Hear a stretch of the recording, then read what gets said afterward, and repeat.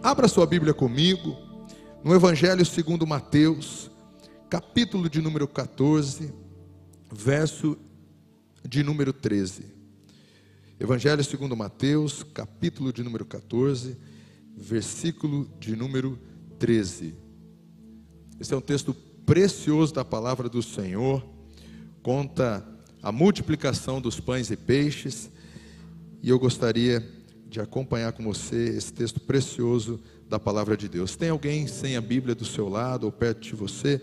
Você já oferece uma caroninha santa e abençoada aí? Vamos todo mundo acompanhar juntos e ler a palavra do Senhor. Diz assim: Jesus, ouvindo isto, ouvindo então da morte de João Batista, retirou-se dali num barco para um lugar deserto, à parte. Sabendo as multidões, vieram da cidade seguindo-o por terra. Desembarcando, viu Jesus uma grande multidão, compadeceu-se dela e curou os seus enfermos. Ao cair da tarde, vieram os discípulos a Jesus e lhe disseram: o lugar é deserto e vai adiantada a hora. Despede, pois, as multidões, para que, indo pelas aldeias, comprem a si o que comer. Jesus, porém, lhes disse: não precisam retirar-se, dar-lhes vós mesmos de comer. Mas eles responderam: não temos aqui senão 5 pães e 2 peixes. Então ele disse: trazemos. E tendo mandado que a multidão se assentasse sobre a relva, tomando os 5 pães e os 2 peixes, erguendo os olhos ao céu, os abençoou. Depois, tendo partido os pães, deu aos discípulos, e estes a multidões. Todos comeram e se fartaram, e dos pedaços que sobrejaram, recolheram ainda 12 cestos cheios. E os que comeram foram cerca de 5.000 homens, além de mulheres e crianças. Você pode se assentar por mais um instante. Esse texto é um texto precioso da palavra do Senhor. Talvez você procure relatos. E qual foi o maior milagre que Jesus realizou? Talvez de tantos milagres que Jesus realizou, de tantos milagres relatados em Marcos, Mateus, em Lucas, em João, talvez você pense: qual foi então o maior milagre que Jesus relatou?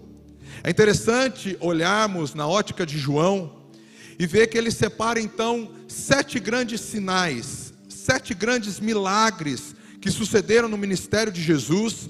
E ele termina no capítulo de número 20 e 21, dizendo o seguinte: que se fossem relatados e colocados em livros todos os milagres e sinais que Jesus realizou, não teríamos quantidade suficiente para relatar o quantos milagres Jesus realizou. Mas há um consenso entre os eruditos, estudiosos da Bíblia, que o maior milagre que Jesus realizou é o milagre da ressurreição de Lázaro. Lázaro, como vocês se lembram, havia morrido há 4 dias. E há um consenso na cultura judaica que quando a pessoa morria, o espírito dela ficava ali durante 3 dias, e depois no 3º dia o espírito voltava no seu destino. Esse milagre de Jesus, ao ponto de ser um morto de 4 dias, não apenas colocou em xeque um corpo em decomposição, porque há mais de 4 dias já havia falecido, mas em xeque toda uma teologia e todo um contexto doutrinário da época, com relação a algo sobrenatural. Tanto é que temos a ressurreição do filho da viúva de Naim, temos a ressurreição da filha de Jairo, mas esse milagre de Jesus, com relação a Lázaro, tanto que quando você acompanha João capítulo 11, que é relatado, o capítulo 12, os fariseus e saduceus já criam um plano para matar Jesus, porque diz: o mundo inteiro vai atrás dele. Como pode? E as pessoas vinham para ver Lázaro, que havia ressuscitado, e Jesus. Mas se há um consenso também dos milagres, há um único milagre relatado nos 4 evangelhos. Há um milagre relatado em Mateus, em Marcos, em Lucas e João. E o milagre é da multiplicação dos pães. Se você verificar, você vai ver que Jesus também realizou uma segunda multiplicação dos pães, que é relatada apenas em Mateus e Marcos. Mas essa primeira multiplicação dos pães tem um sentido muito profundo, que nós vamos caminhar um pouquinho nesses minutos que nós temos. Em primeiro ponto, havia uma multidão indo atrás de Jesus. Se você verificar logo no verso de número 13, você vai ver que Jesus, depois da notícia de João Batista, retira-se dali num barco para um lugar deserto. E sabendo as multidões, vieram das cidades seguindo por terra. É interessante que Jesus, depois de um longo período de trabalho, de um longo período de ensino, ele então agora quer ir para um lugar deserto. Ele então quer ir um pouco descansar. E ele entra então no barco e atravessa então o mar da Galileia, o mar Tiberíades, e vai então procurando um lugar para descansar. E a multidão, ouvindo falar de Jesus, alguns dizem que quando Jesus desembarca, a multidão já estava lá. E o texto que nós estamos lendo diz que eles foram por terra. Imagina, eles foram, então aceleraram. Jesus entrou no barco, eles saíram dando a volta no mar para encontrar Jesus do outro lado do mar. É interessante que quando Jesus chega, a primeira coisa que ele faz, ele olha a multidão, ele vê a multidão. Jesus, como diz em Apocalipse, ele anda no meio do candeeiro de ouro, no meio da igreja, e ele nos vê, querido.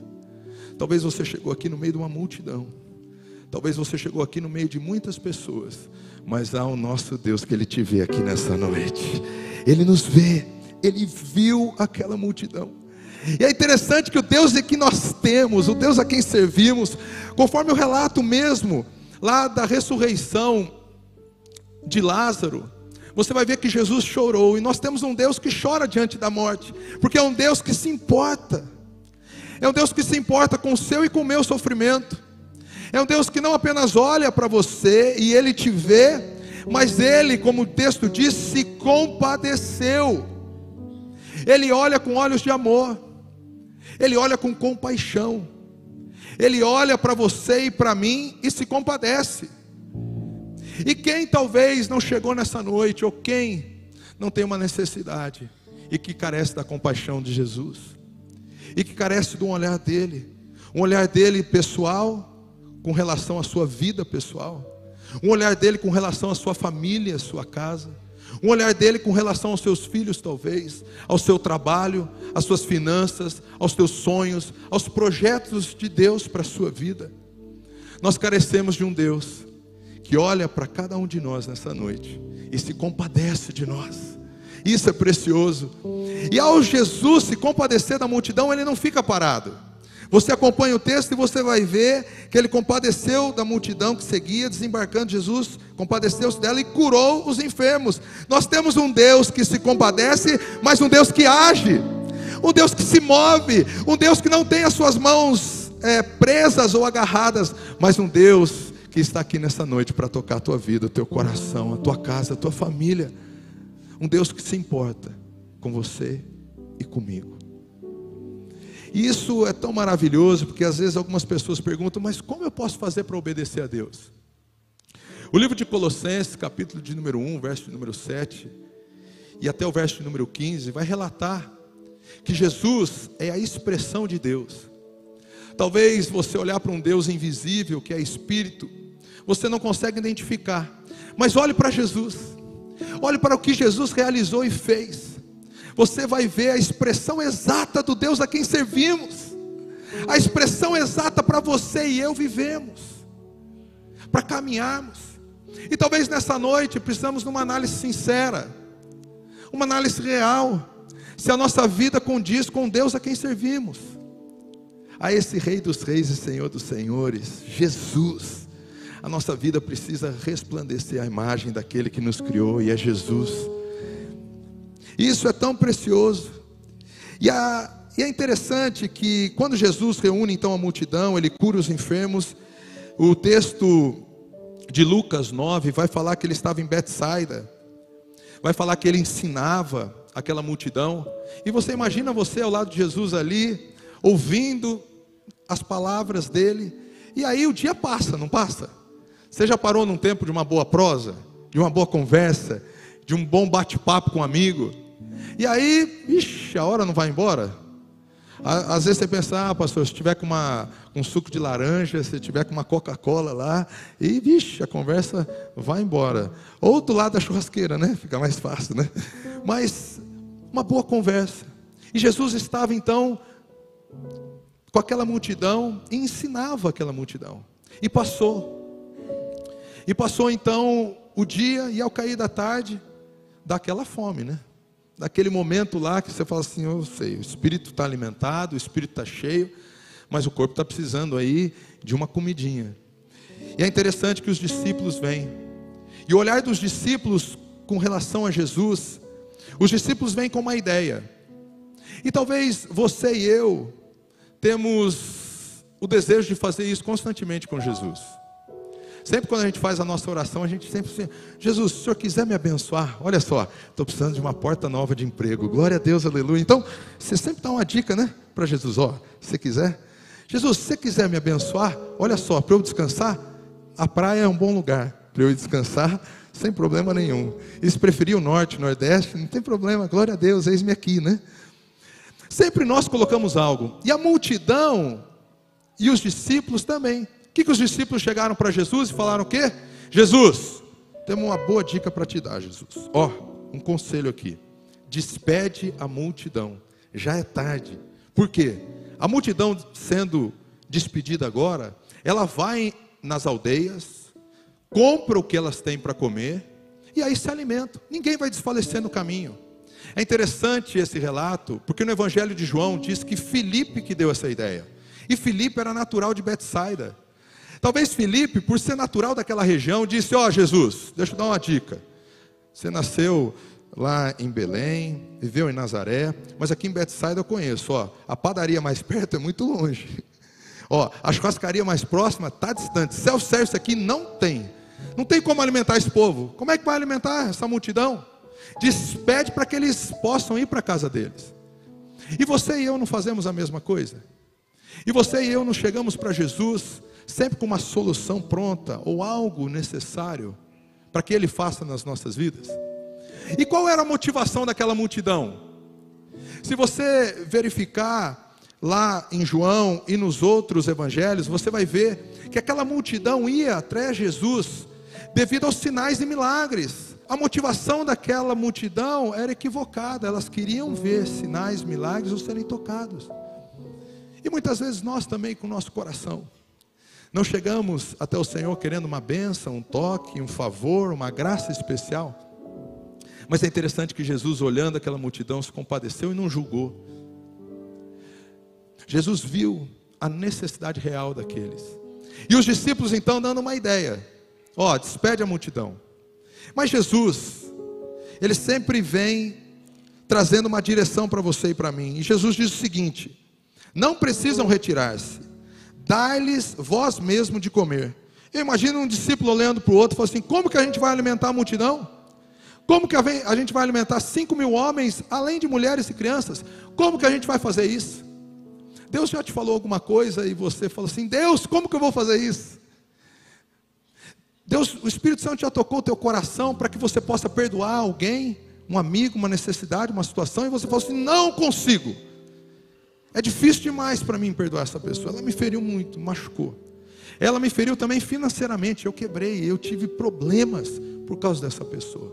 E coloca situações difíceis para você e para mim. E eu imagino os discípulos então. Como a gente vai alimentar? E André então dá uma dica para Jesus lá em João. Ele diz que necessitaríamos de 200 denários. Ou seja, muito dinheiro para comprar pão e alimentar essa multidão. É muito interessante que André, juntamente com Filipe e os 12, saem. E eles encontram um menino. Um menino que veio preparado talvez pela sua mãe, com 5 pães e 2 peixes. A alimentação daquela época era baseada em pães e peixe. E os pães daquela maneira que são pães de cevada, eram pães um pouquinho, não tão, um pãozinho mais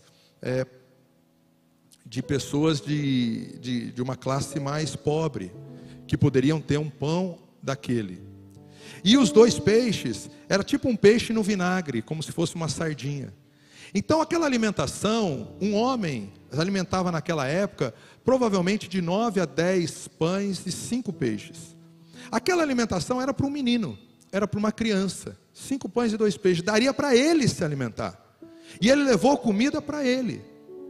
É muito interessante que, ao encontrar esses 5 pães e 2 peixes, eles levam para Jesus.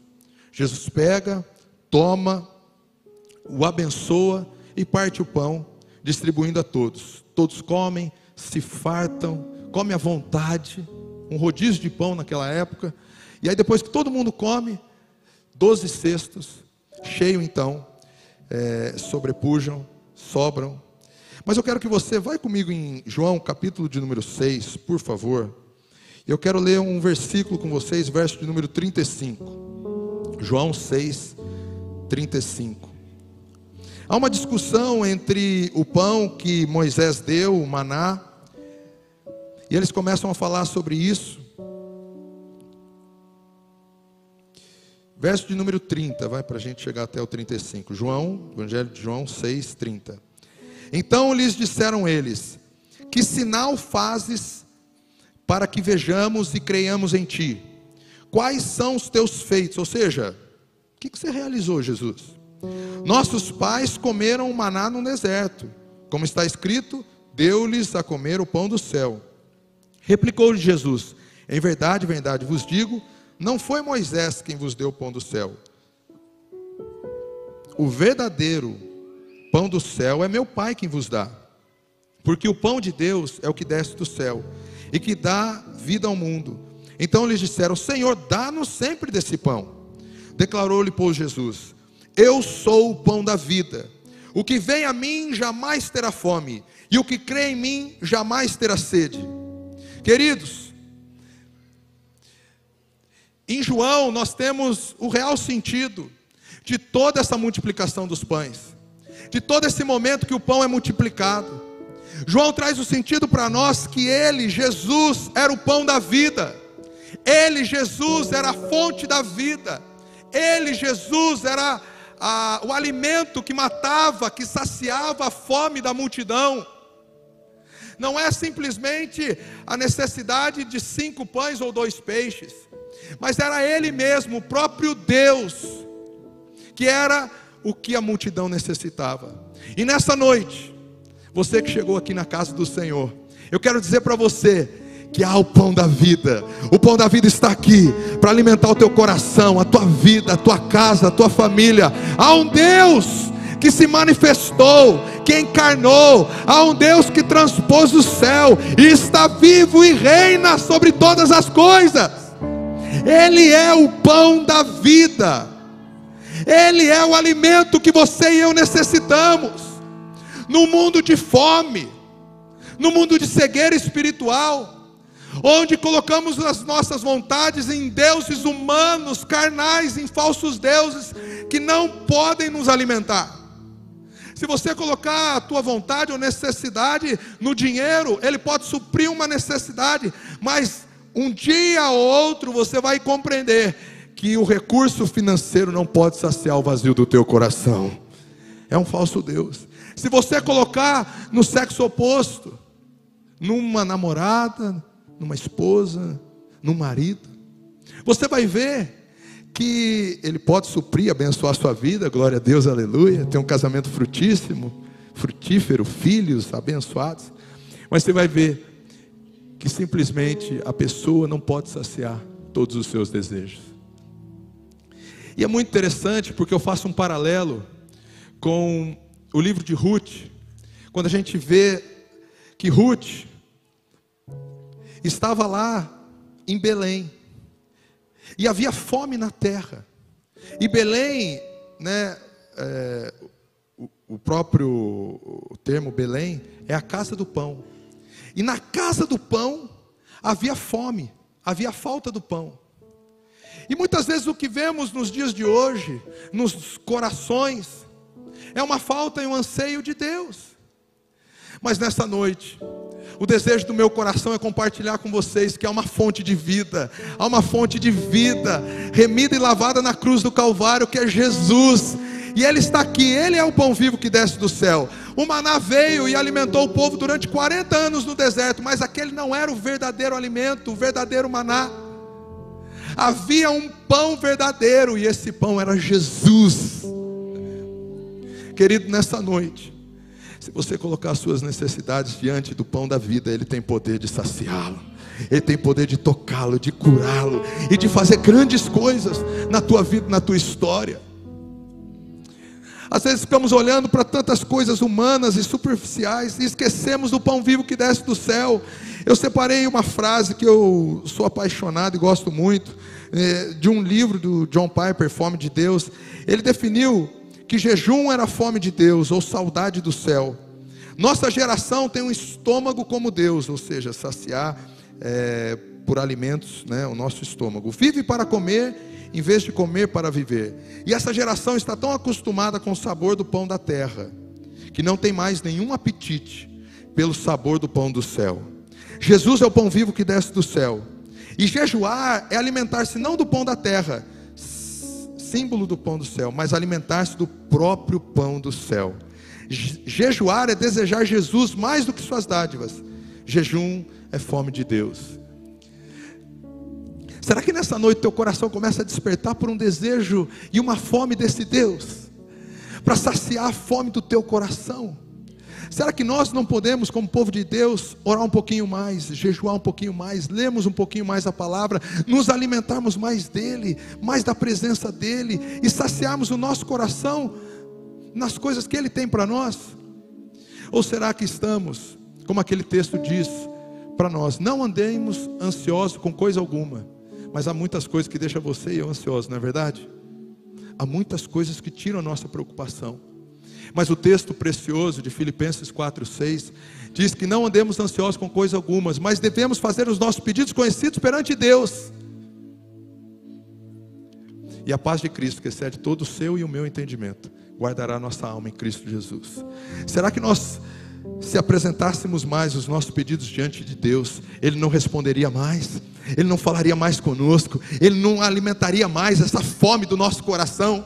Mas colocamos a fome do nosso coração em muitas coisas humanas que não necessariamente podem saciar-nos, mas abre um buraco ainda maior, uma falta ainda maior, uma necessidade ainda maior, e não sabemos mais como preencher. Nessa noite, se aprofunda com Deus, viva mais e mais profundo da presença dEle, da graça dEle, do favor dEle. Ele é o pão vivo que desce do céu.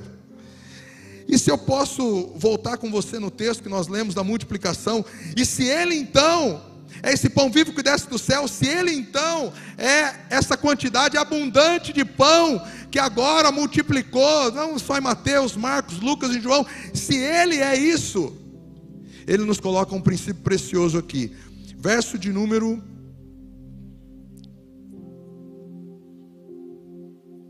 19. E tendo mandado que a multidão se assentasse sobre a relva. Nós servimos a um Deus que coloca as coisas em ordem. Como que Ele ia fazer para alimentar uma multidão? A primeira coisa que você e eu devemos fazer é colocar a nossa vida em ordem com Deus, amém? Prioridades com Deus, prioridades no nosso relacionamento com Ele. Se há alguma coisa em falta, colocarmos em ordem. Como que Ele iria alimentar uma multidão? Ele precisou colocar as pessoas sentadas sobre a relva. Ele precisou colocar de uma maneira organizada. Nosso Deus é um Deus organizado. Ele não pode abençoar aquilo que Ele amaldiçoa. Precisamos conhecê-lo na palavra dEle e saber que Ele tem planos, Ele tem projetos, que Ele é Deus, mas Ele é um Deus organizado. Ele põe, e você e eu devemos pôr a nossa casa em ordem nessa noite, em nome de Jesus.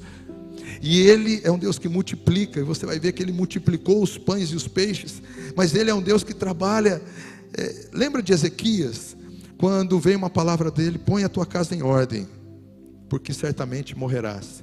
Ezequias então vira a sua cara então para a parede, ora e clama, e Deus fala com o profeta Isaías que retorna e diz: ó, ouvi a tua oração e você terá mais alguns anos de vida.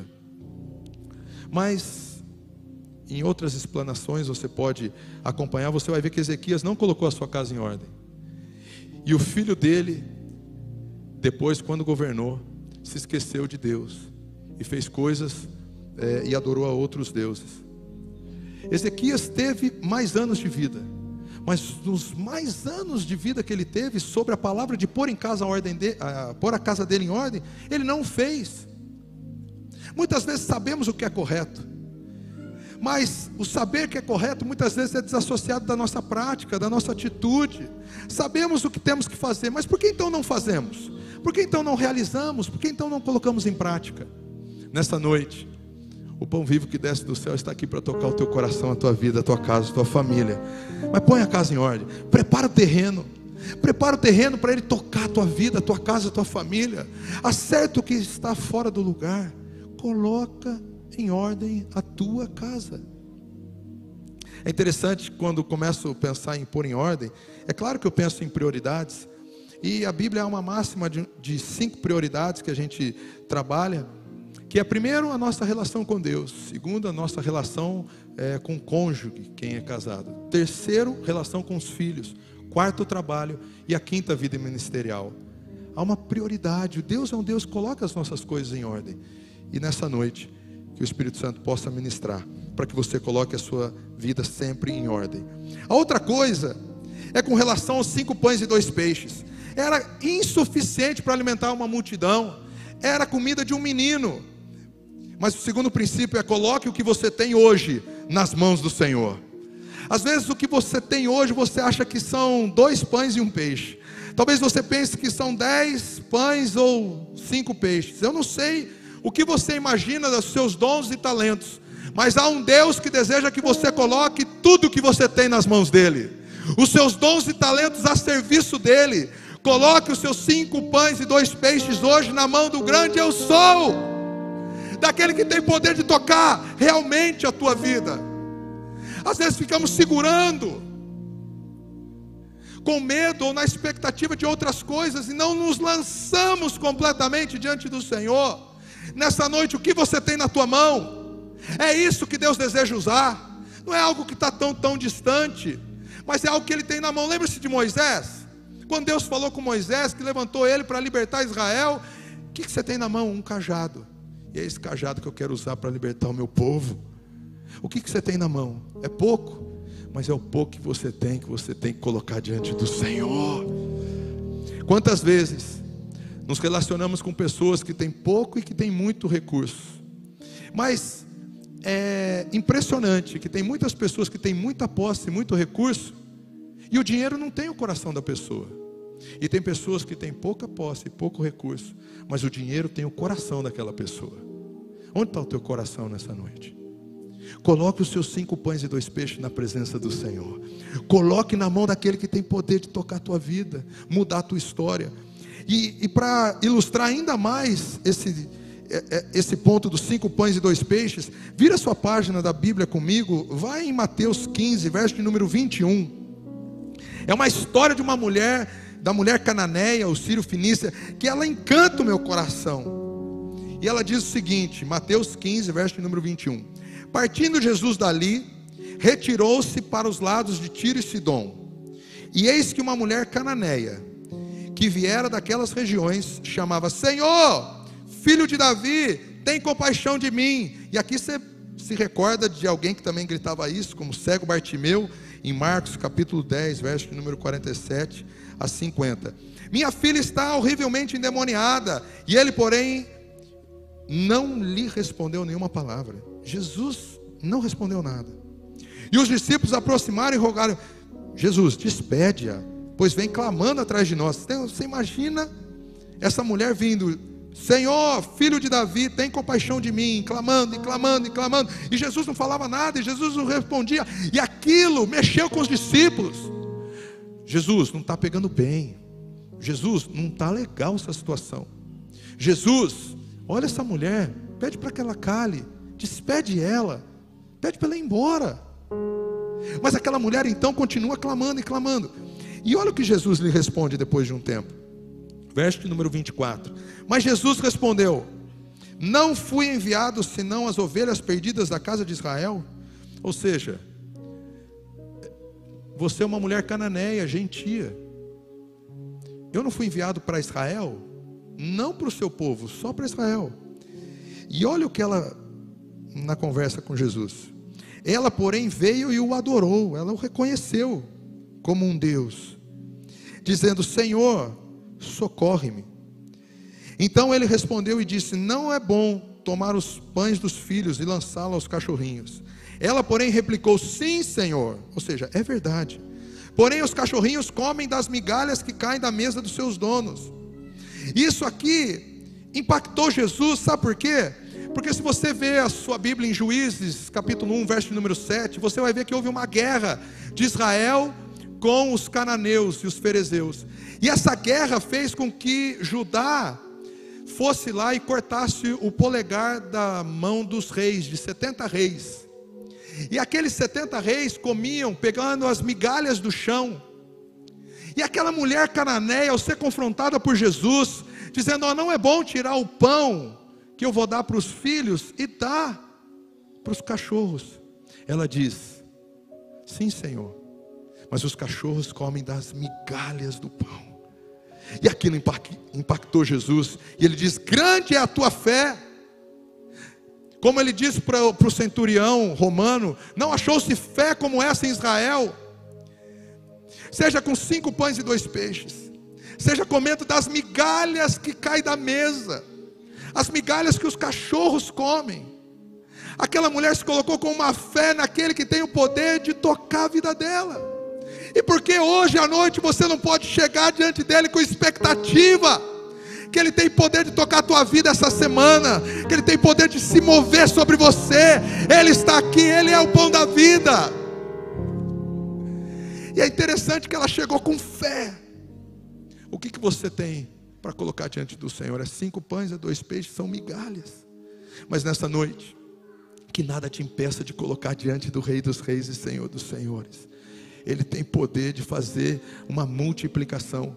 O terceiro ponto e último, ele nos coloca que houve 12 cestos, 5.000 pessoas, mulheres e crianças foram alimentados, e todos comeram e se fartaram. Eu gosto muito de um texto de João 10:10, que diz que o ladrão veio para roubar, matar e destruir. Eu vim para que tenham vida e a tenham em abundância. É impressionante que o maligno vem para destruir casamento, destruir sonhos, destruir projetos, destruir. E se você e eu dermos brecha e espaço, isso acontece.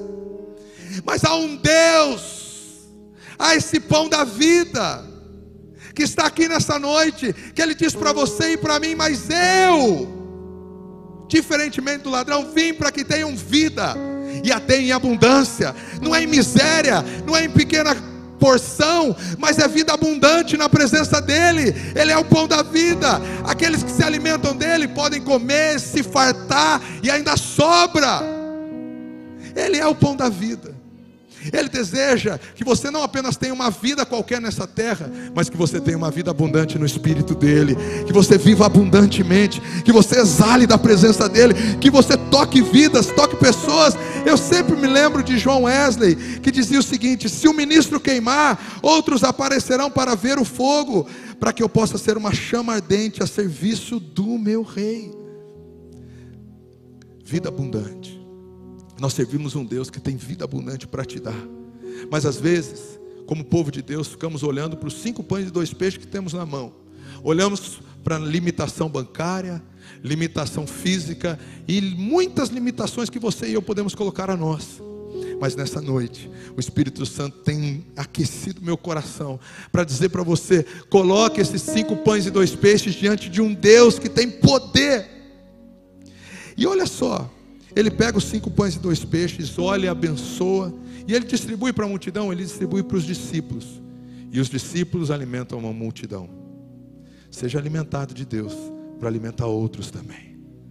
Seja cheio de Deus para alimentar outros. seja saciado da presença dEle, para ir também e tocar outras e outras vidas. Ele é o pão vivo que desce do céu. Ele é aquilo que necessitamos nessa noite, para saciar a fome do nosso coração.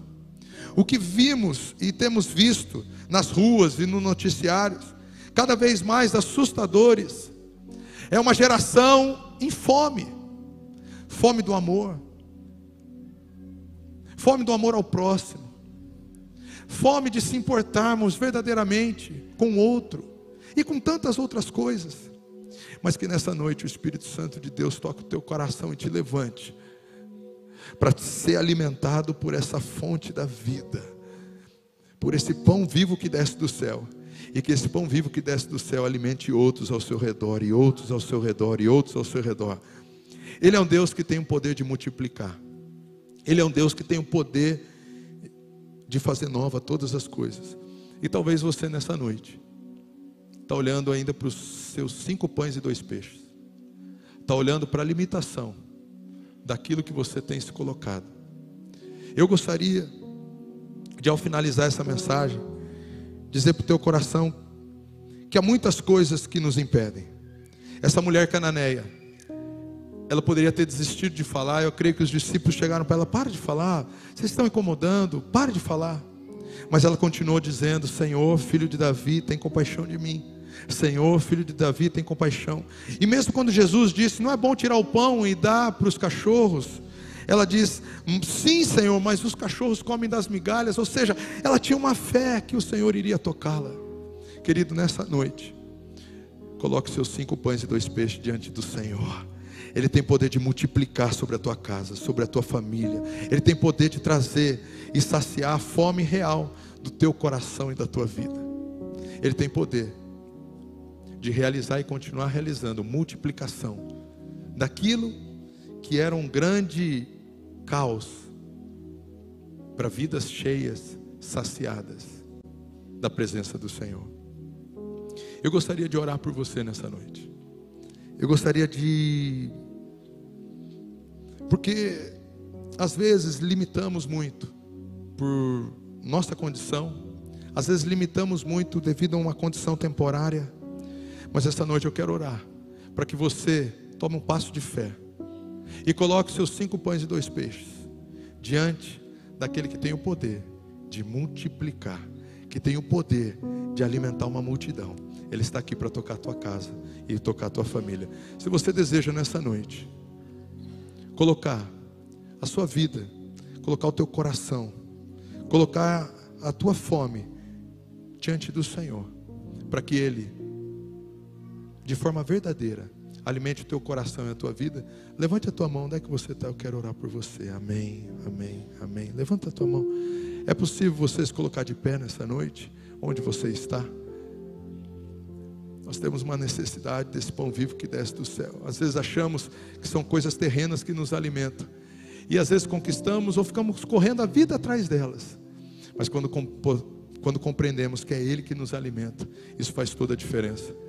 Eu queria, se for possível, tomar um passo de fé aí do seu lugar, você sair e vir até o altar para a gente orar junto daqui. É possível? Sai do teu lugar, pede espaço aí, licença, e coloque diante do Senhor. O altar é lugar de entrega, o altar é lugar de colocarmos diante do Senhor os nossos sonhos, nossa vida. E talvez nessa noite o Espírito Santo falou ao teu coração. Você tem corrido, andado de lugar em lugar, buscado em muitas, ou na voz de muitas pessoas. Os discípulos queriam transferir a responsabilidade e jogar a responsabilidade para a multidão. Deixa que eles saem e eles mesmos compram pão. Mas Jesus não. Ele olha para a multidão, se compadece dela e diz para aquela multidão que Ele é o pão da vida. Enquanto você ora e fala com Deus, o Diego vai nos conduzir num refrão, para que você ore, fale com Ele agora. Coloque aí os seus 5 pães e 2 peixes diante dEle. Talvez você está procurando emprego há muito tempo e não encontra. E às vezes começou a questionar a Deus, questionar o seu coração, a sua mente, sua capacidade. Talvez colocando a culpa em pessoas, em situação, em momento, no país, nos governantes, eu não sei. Mas esta noite o Senhor pede para que você coloque diante dele seus 5 pães e 2 peixes, porque Ele é a fonte da vida, Ele tem poder de multiplicar.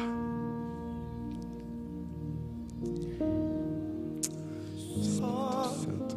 Em ti confiarei. Fale com Deus nesse momento. Eu nada temerei. Coloque-se diante dele de uma forma total, irrestrita. Não deixa a tua mente te limitar. Fale com Ele.